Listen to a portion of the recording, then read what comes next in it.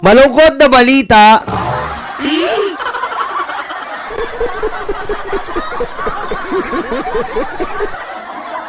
Malungkot na balita ito, lalong-lalo na po sa ating Vice Presidente na ang kanyang di umano'y, ano ba to? Second original jowa.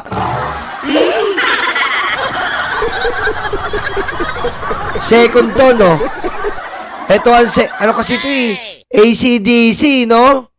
AC/DC yung BP yata natin eh. John Amores can no longer play in PBA, other professional leagues after shooting incident. Wala na po.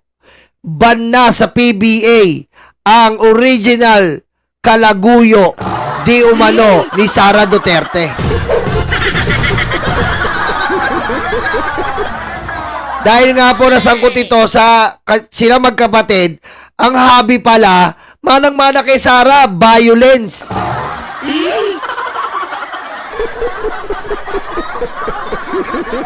Violence pala ang hobby nito.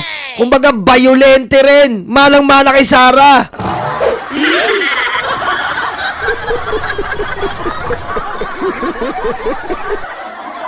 At magbalik tanaw tayo, Dito nagsimula ang lahat.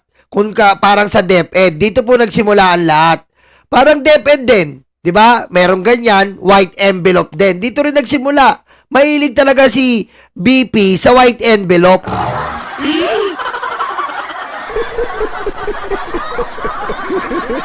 Dito po nagsimula. Republic of the Philippines of Office of the Vice President. Balik tanaw lang po ito sa naunsyaming relasyon.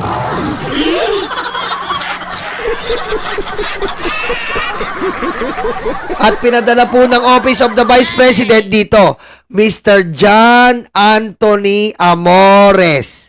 OMG.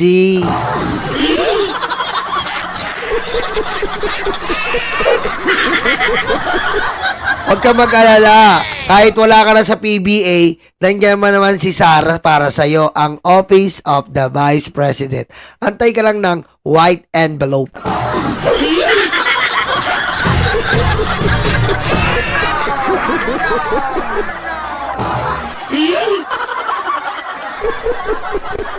Ang pinagtataka ko lang, bakit ka magpapadala ng white envelope? Wala pa yung issue nito sa DepEd at wala pa yung issue sa OBP na white envelope. Ito talaga ang original white envelope. At kitang-kita nyo naman, legit naman na mahilig ang ating BP sa white envelope.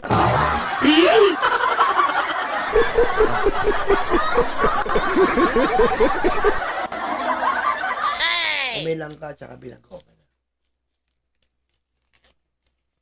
Diba? Pinadala niya yan. At ang note niya ay, you have a friend from the Office of the Vice President. Abay kalande. Hi friends, and not friends, and not friends.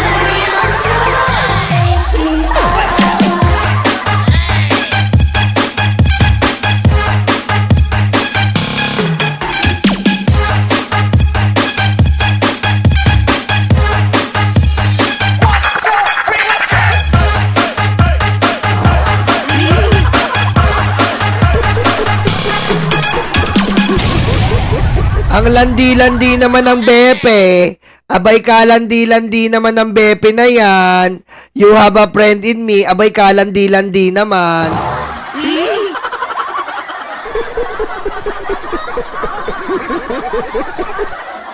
Ayan former Jose Rizal University player Jan Amores revealed that he received words of encouragement from Vice President Sara Duterte through a letter.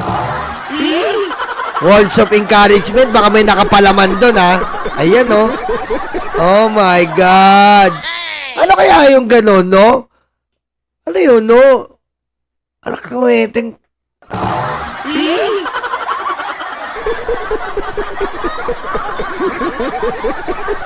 Pinadala niya nung was recently expelled from the Heavy Bombers and suspended from the NCAA due to his punching free spree against the College of St. Bened Blazers last.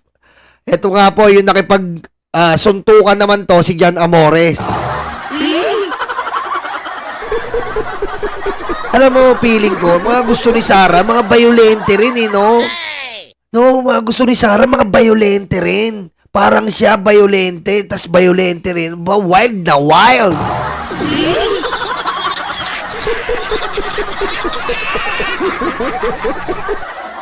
No, siguro, etong BP natin, gusto niya pag naghahali ka, nagpaaputok ng barel.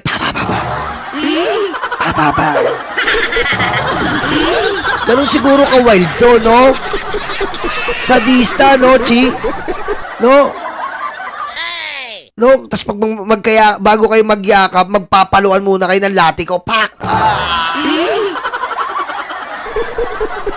Pak! Sadista Sadista ang peg ano ba yun? Mga 40 Shades of Grey. Love me like you do. La la, love me like you do. Touch me like you do. What are you waiting for? Love, la la la. No? Smoke. Tas gusto niya si Jan Amores nakatali sa doorknob. No? Nakatali si Jan Amores. Nakatali sa doorknob.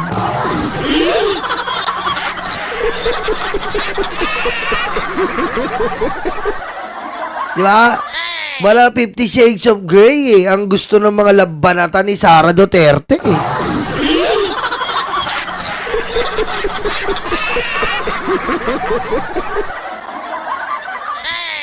Iwi.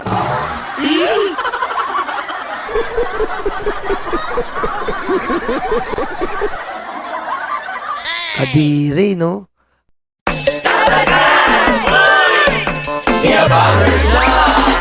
Handa na ba kayo mga Dabarkads?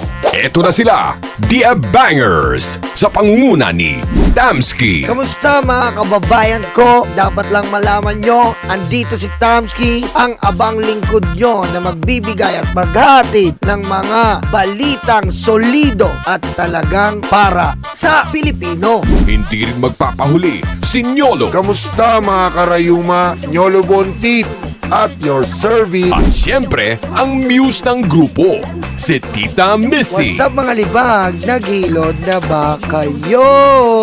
Ako nga pala ang inyong Tita Missy, ang impaktang reyna ng mga libag. Mawawala pa naman sa eksena ang VMB family.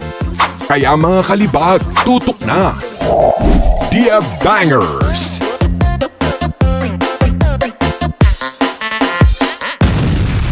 Kabahan na kayo.